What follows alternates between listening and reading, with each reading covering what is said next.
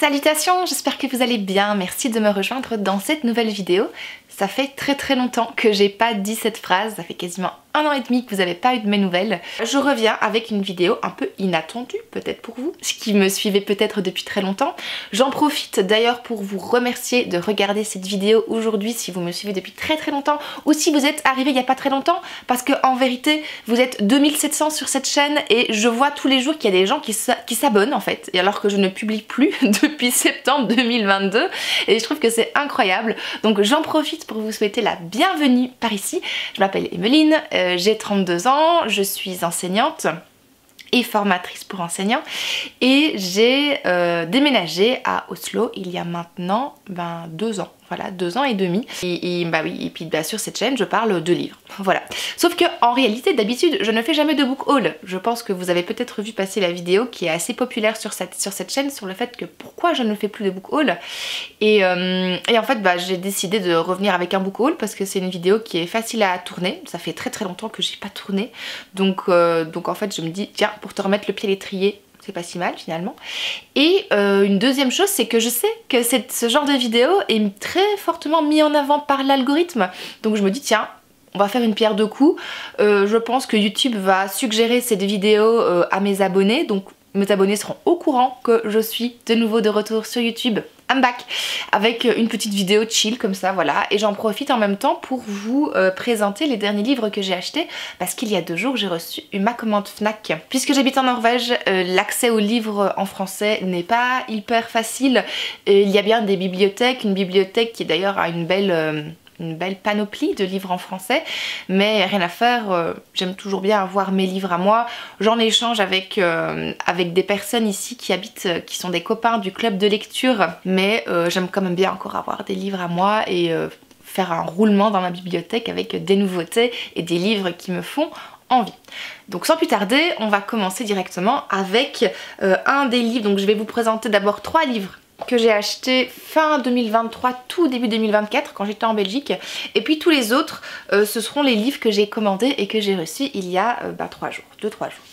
Donc le tout premier c'est Sois jeune et tais-toi de Salomé Saké, publié aux éditions Payot. Salomé Saké, si vous ne la connaissez pas, c'est une journaliste pour le média Blast notamment, qui ici dans cet essai rédige une réponse et dresse un portrait, un état des lieux, des perspectives pour la jeunesse aujourd'hui en 2022, 23, 24. Et ça s'adresse surtout aux personnes qui disent « Ah moi de mon temps c'était facile, les jeunes voulaient travailler, aujourd'hui les jeunes sont fainéants, ils ne sont pas d'accord de faire ce que nous on est passé, c'est normal, tu es jeune, tu dois passer par là, etc. etc. » Et en fait Salomé Saké elle compare les différentes époques et elle dit en fait vous de votre temps quand vous étiez jeune, voilà la situation telle qu'elle était à ce moment là, et aujourd'hui voilà la situation telle qu'elle est aujourd'hui. Donc il y a quand même des fois une très grande différence entre les deux, et ça permet en fait de remettre un peu en perspective toutes ces critiques, et ça permet aussi beaucoup en tant que jeune de se sentir moins seul parce qu'on a un peu vraiment l'impression d'être dénigré, et c'est pas qu'une impression. Salomé Saké le démontre bien dans ce livre. Voilà, ce book haul se transforme en point lecture. Voilà, on casse les codes ici, que voulez-vous que je vous dise. Je vais pas m'éterniser là-dessus, mais si vraiment vous connaissez pas le travail de Salomé Saké, je vous recommande ce livre, surtout qu'il est sorti en poche il y a 2 mois maintenant, donc pas besoin de l'acheter en grand format, vous pouvez l'acheter en petit format, et vraiment je vous le recommande à 2000%. Je vais juste arrêter le point lecture ici et je vais vraiment faire un book haul pour vous présenter juste les livres que j'ai acheté. Le deuxième que j'ai acheté en Belgique, c'est Politiser le bien-être de Camille Test. Vous n'avez pas pu passer à côté si vous êtes adepte du podcast Les couilles sur la table, ou bien tout simplement les podcasts binge audio, parce que c'est dans la collection, justement la collection sur la table, et publié par Binge. Pour vous le présenter brièvement, j'y reviendrai dans la prochaine vidéo point lecture. C'est une déconstruction du phénomène du développement personnel, et en quoi le développement personnel pris de manière individuelle pour se soigner individuellement, c'est pas la solution aux problèmes qu'on rencontre aujourd'hui, qui sont plutôt systémiques.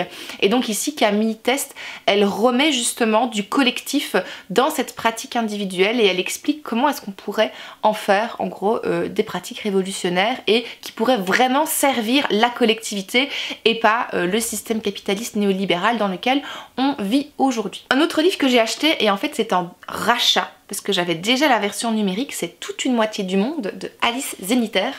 Alice Zeniter, je l'ai découverte avec L'art de perdre pendant la pandémie de Covid en 2020. Je crois, je l'ai lu pendant la pandémie et je l'ai adoré, j'avais adoré ce livre et depuis en fait j'achète tous les livres de Alice Zeniter. Voilà, tout simplement.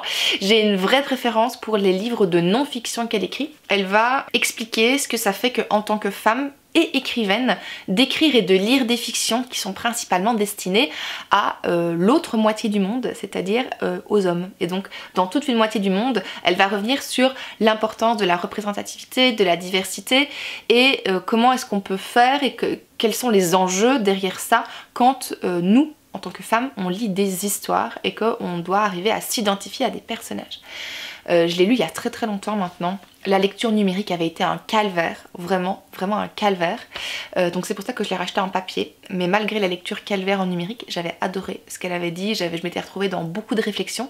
Donc je me suis dit que la lecture papier allait vraiment me convenir à 200%.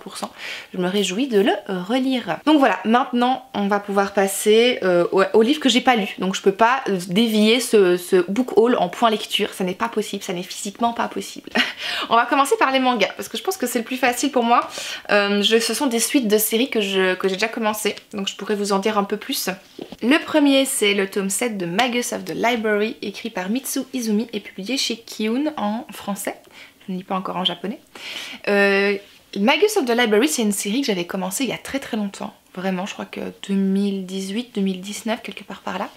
Et je prends toujours autant de plaisir à lire les suites. C'est l'histoire de Shio, qui est un petit garçon, qui est victime de discrimination dans son village, parce que c'est le seul à avoir, je crois, des oreilles pointues et une peau relativement claire.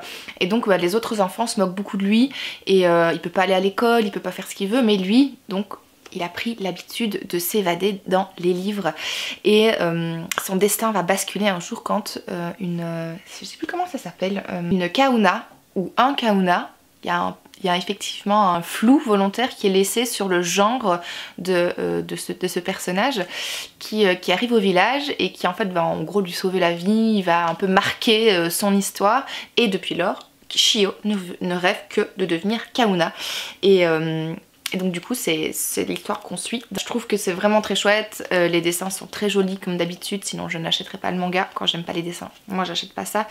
L'histoire est vraiment intéressante, les personnages sont hyper attachants parce qu'il n'y a pas que Shio qu'on va suivre et donc on suit en fait son parcours initiatique pour devenir bibliothécaire Kahuna, pour protéger les livres, c'est la mission de sa vie.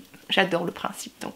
Voilà, tome 7, je l'ai pas encore lu, j'espère qu'il sera bien. J'ai acheté le tome 2 et le tome 3 de Alpi de Soul Sander qui est paru chez aussi Kiun dans la collection Seinen. Et cette fois-ci je peux en parler beaucoup plus facilement parce que c'est un manga que j'ai découvert il y a seulement 2 mois. Donc j'ai bien aimé en fait l'histoire.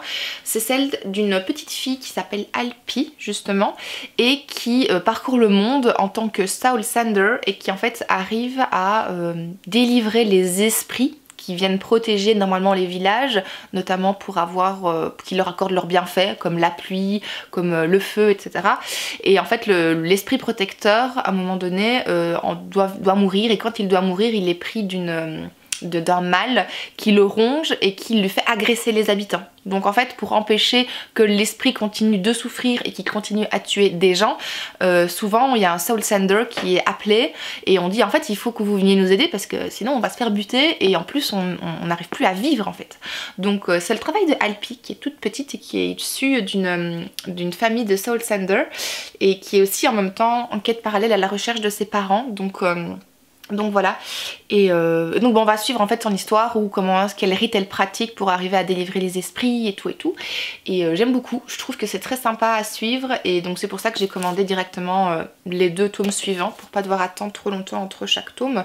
Donc voilà, je vous recommande aussi cette série, elle est vraiment très chouette si vous aimez les mangas. Et enfin chez Komiku Arte, le tome 18, voilà.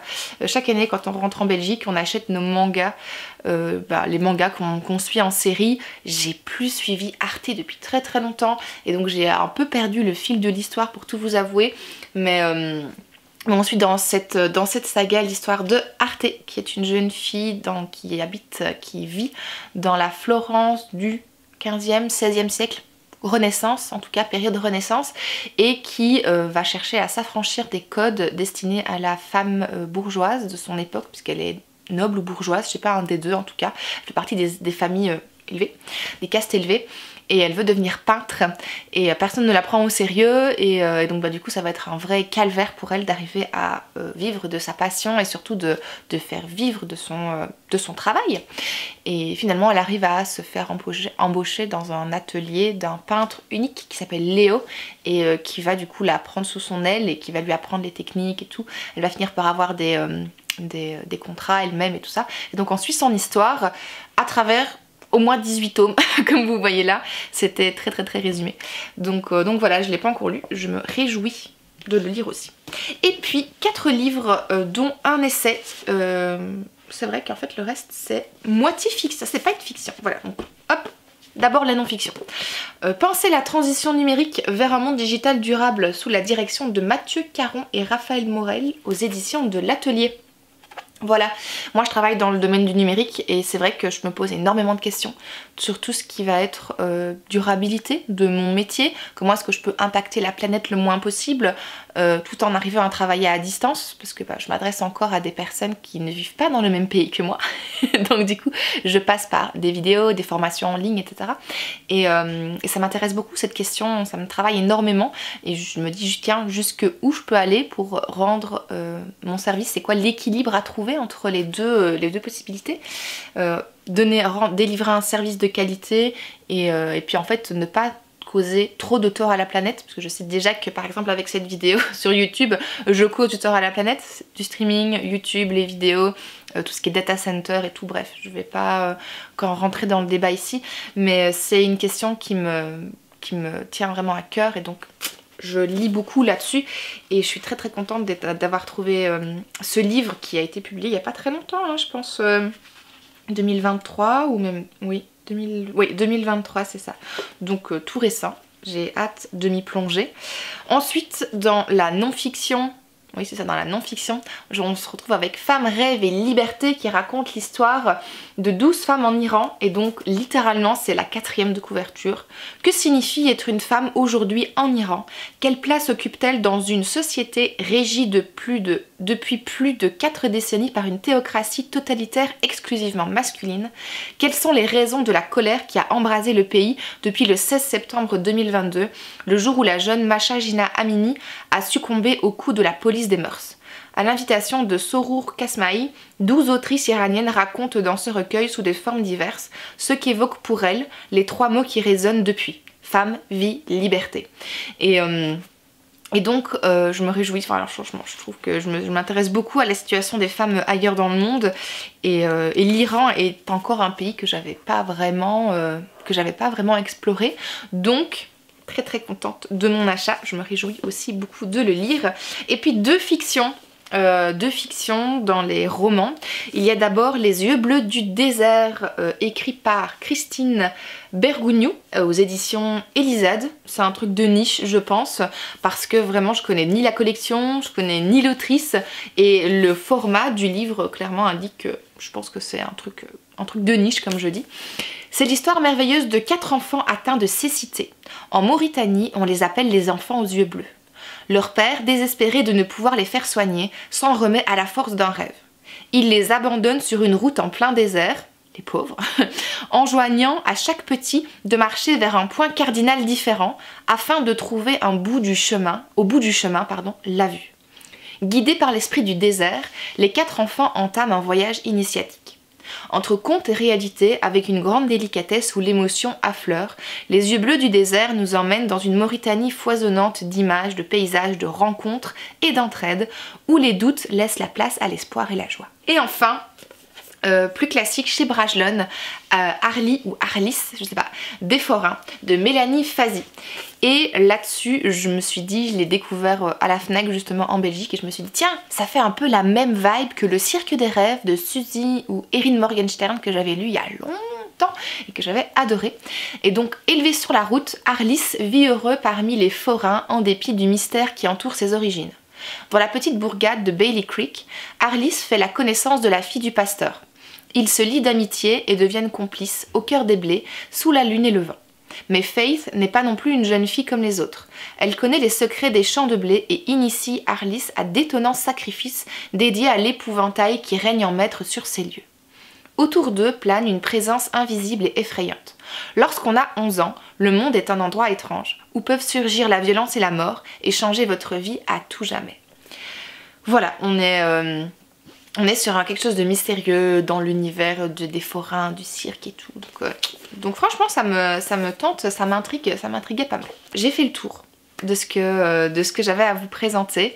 Comme je vous ai peut-être dit en début de vidéo, je me rappelle plus si je l'ai dit ou pas, mais j'ai tourné un point lecture, c'est mon seul point lecture de 2023, la seule trace que j'ai de mes lectures en 2023, parce que je n'ai pas tenu de carnet de lecture l'année dernière. Donc si ça vous intéresse, je l'ai tourné en septembre du coup 2023. Et je sais pas si c'est encore pertinent que je vous le partage aujourd'hui. Si ça vous intéresse, dites-moi dans les commentaires. Et je ferai le montage parce qu'il n'est pas encore fait.